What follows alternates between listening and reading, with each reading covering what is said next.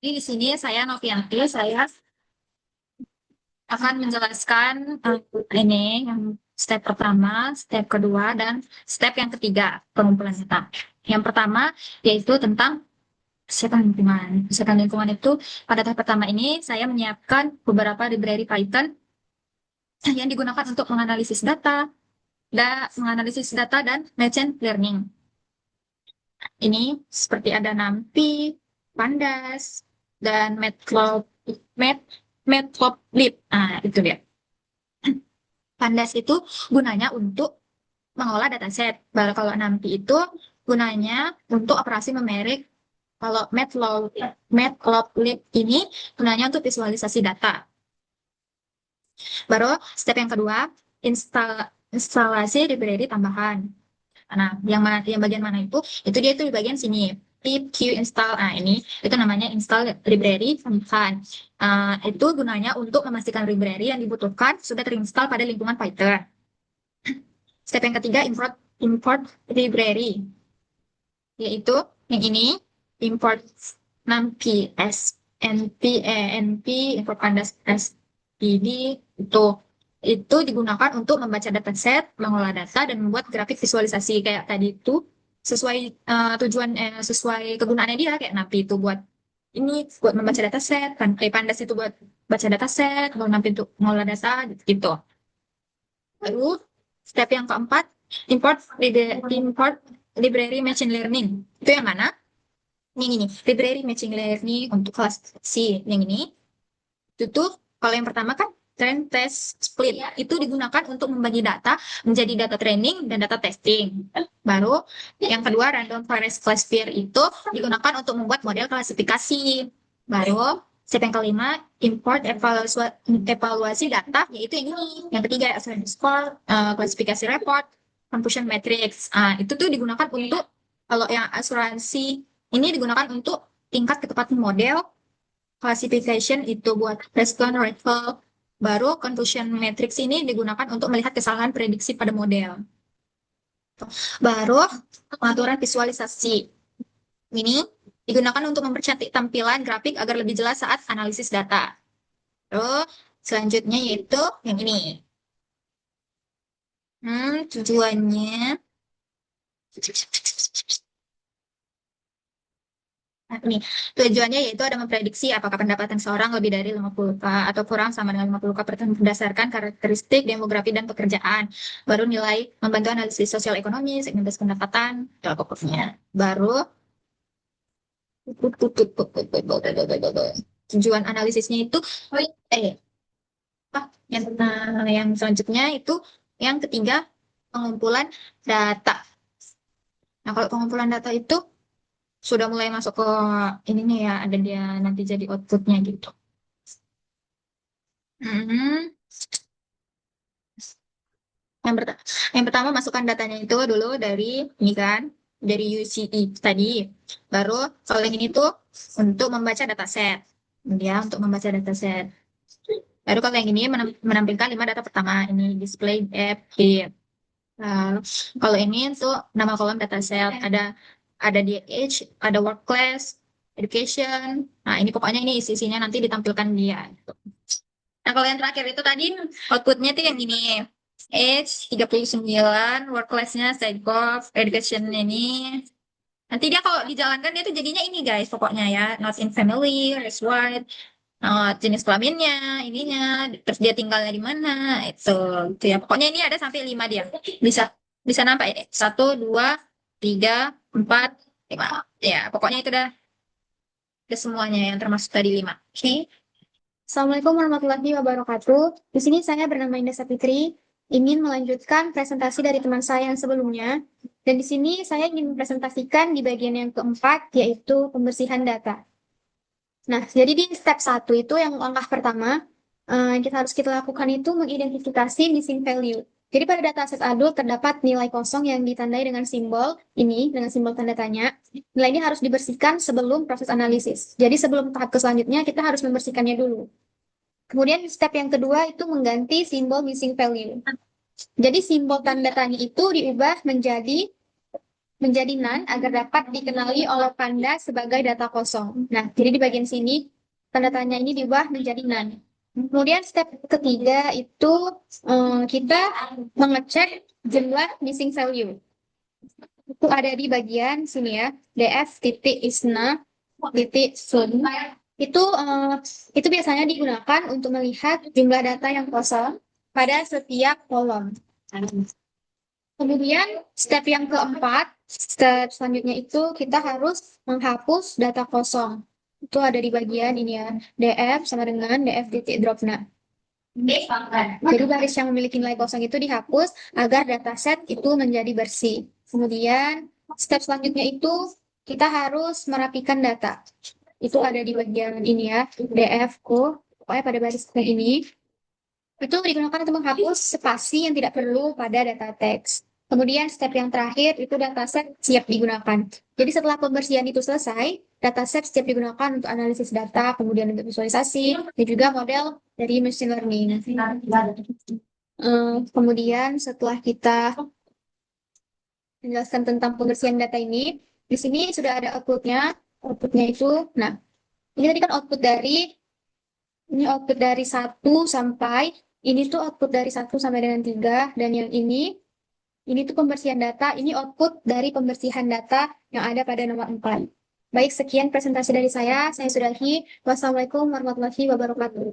Assalamualaikum warahmatullahi wabarakatuh. Perkenalkan, nama saya Nabila Umi Fitri.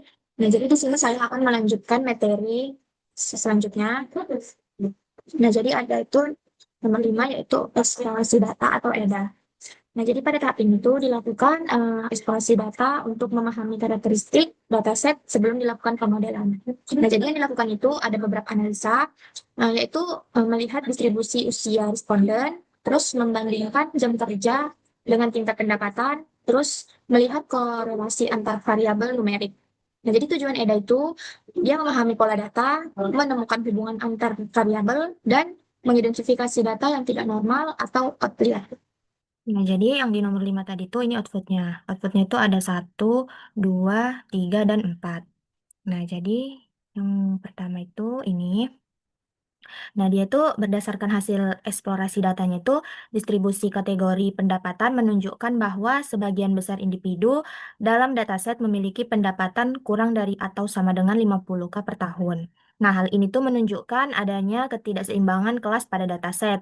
Yang perlu diperhatikan itu ialah proses pembangunan model machine learning. Nah, yang kedua itu ada ini dengan ini. Nah, itu tuh berdasarkan hasil eksplorasi datanya, terlihat bahwa usia dan jumlah jam kerja per minggu memiliki pola yang berkaitan dengan tingkat pendapatan. Nah, oleh karena itu, kedua variabel ini berpotensi menjadi fitur penting dalam pembangunan model klasifikasi pendapatan. Nah, yang terakhir itu ada ini, korelasi variabel numerik. Nah, itu tuh grafiknya ini merupakan headmap korelasi antar variabel numerik dalam dataset. Nah, nilai korelasi berkisar antara kurang 1 hingga 1, di mana nilai mendekati 1 menunjukkan hubungan kuat dan mendekati 0 menunjukkan hubungan lemah. Dari hasil ini, terlihat bahwa sebagian besar variabel memiliki korelasi yang rendah, sehingga masing-masing variabel memberikan informasi yang berbeda dan tetap dapat digunakan dalam proses pemodelan.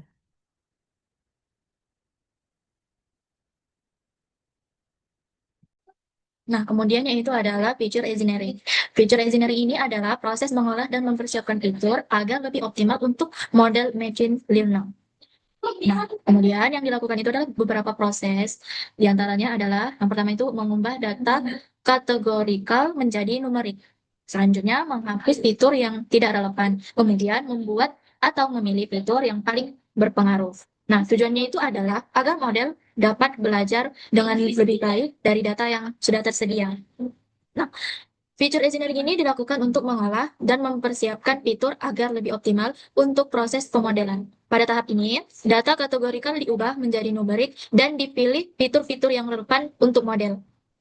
Sini selanjutnya saya akan menjelaskan sedikit tentang output dari feature engineering. Pada tahap feature engineering ini dilakukan proses encoding untuk mengubah data kategorikal menjadi data numerik agar dapat diproses oleh algoritma machine learning. Nah, setelah diproses encoding, jumlah fitur di database ini menjadi 101 kolom. Nah, output ini juga menampilkan baris pertama data untuk memastikan bahwa proses transformasi fitur telah berhasil dilakukan. Kenalkan, nama saya Salsabila Ayuni Dharma dari MPM 2409-1056. Nah, pada tahap ini yaitu split data. Pada tahap data set ini dibagi menjadi data training dan data testing. Nah, penjelasannya yaitu data training itu digunakan untuk melatih model. Nah, sedangkan data testing itu digunakan untuk menguji performa model. Nah, biasanya pembagian dilakukan dengan rasio 80% training dan 20% testing. Nah, tujuannya itu agar model dapat diuji menggunakan data yang belum pernah dilihat sebelumnya. Terus, dataset kemudian dibagi menjadi data training dan data testing. Nah, data training digunakan untuk melatih model, sedangkan data testing digunakan untuk mengevaluasi performa model pada data yang belum pernah digunakan sebelumnya. Di sini bagiannya yaitu speed data. Sekian, terima kasih. Selanjutnya pada tahap ketujuh. Dari tahap split data, di sini ada dua baris hasil outputnya. Nah, pada tahap split data ini, dataset dibagi menjadi dua bagian yaitu data training, train shape, dan data testing, test shape. Nah, data training ini berjumlah 26.048 baris yang digunakan untuk melatih model, sedangkan data testingnya ini berjumlah 6.513 baris yang digunakan untuk mengevaluasi performa model. Nah, pembagian ini menggunakan rasio sekitar 80% untuk training dan 20%-nya untuk testing. Nah, di sini saya akan melanjutkan presentasi dari teman saya yang sebelumnya. Nah, selanjutnya saya akan menjelaskan tentang baseline. Nah, baseline model ini dibuat sebagai model awal yang digunakan sebagai acuan performa. Nah, model ini juga membantu mengetahui seberapa baik sih performa dasar sebelum dilakukan pengembangan model yang lebih kompleks seperti itu. Dan model baseline ini memberikan gambaran performa yang minimum yang harus dicapai oleh modelnya. Contohnya itu menggunakan logistic regression sederhana atau model dasar lainnya. Nah, tujuannya ini untuk mengetahui seberapa baik model awal sebelum dilakukan pengembangannya yang lebih lanjut lagi. Cukup sekian presentasi dari saya. Selanjutnya akan disampaikan oleh teman saya. Assalamualaikum warahmatullahi wabarakatuh. Kok aku wassalamualaikum warahmatullahi wabarakatuh? Penutupan. Selanjutnya pada tahap ke-8, pada tahap baseline model. Nah, dibuat model sederhana sebagai pembanding awal. Nah, pada hasil yang diperoleh ini menunjukkan baseline akurasinya ini sekitar 75,9%. Nah, nilai ini itu menjadi acuan atau titik awal untuk menilai apakah model machine learning ini yang dikembangkan nantinya memiliki performa yang lebih baik dibandingkan model sederhana tersebut. Selanjutnya kita lanjutkan ke tahap pemodelan. Nah, dari coding-coding sebelumnya itu sudah disalin ke Notepad setelah dianalisis. Jadi di sini kita pilih yang pemodelan, kemudian disalin. Lalu kita dan jalankan. Pada tahap pemodelan ini sendiri digunakan algoritma Random Forest Classifier untuk membuat model yang dapat memprediksi kategori pendapatan atau income. Nih.